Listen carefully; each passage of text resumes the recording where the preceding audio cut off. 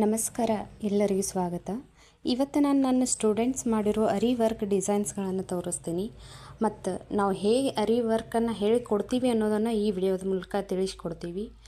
ಈಗ ನೋಡ್ತಾ ಇರುವಂಥ ವಿಡಿಯೋದಲ್ಲಿ ಕಾಣಿಸ್ತಿರೋ ವರ್ಕ್ಸ್ ಎಲ್ಲ ಮಾಡಿರೋದು ನನ್ನ ಸ್ಟೂಡೆಂಟ್ಸ್. ಬರೀ ಅವ್ರು ಬರಾಕತ್ತು ಕೇವಲ 15 ದಿನ ಆಯಿತು.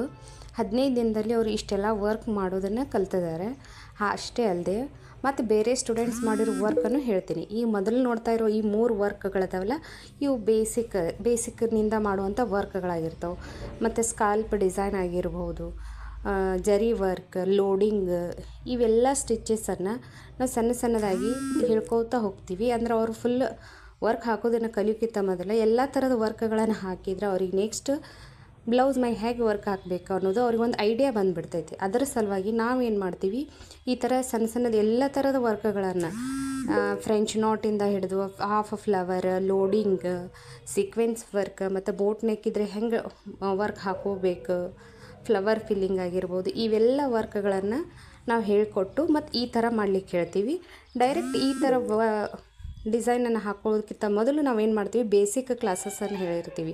ಅಂದರೆ ಈ ಸ್ಟೂಡೆಂಟ್ಸ್ ಬೇರೆ ಅರ್ಬಿ ಒಳಗೆ, ಬಟ್ಟೆ ಒಳಗೆ ಬೇಸಿಕ್ ಸ್ಟಿಚ್ ಆಗಿರ್ಬೋದು, ನಾರ್ಮಲ್ ಸ್ಟಿಚ್ ಅವನ್ನೆಲ್ಲ ಕಲಿತು ಅವ್ರು ಈ ಥರ ನನಗೆ ನೀಟಾಗಿ ಬೇಕ್ರಿ ಅಂಥೇಳಿ ಈ ಥರ ಹಾಕ್ಯಾರ.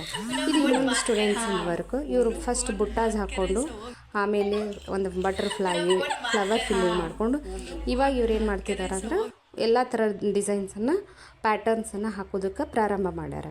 ಇಲ್ಲಿ ನೋಡ್ತಿರ್ಬೋದು ಫ್ಲವರ್, ಬಟರ್ಫ್ಲೈ ಅಂದರೆ ಒಂದು ಡಿಸೈನ್ ಇದ್ದಂಗೆ ಇನ್ನೊಂದು ಡಿಸೈನ್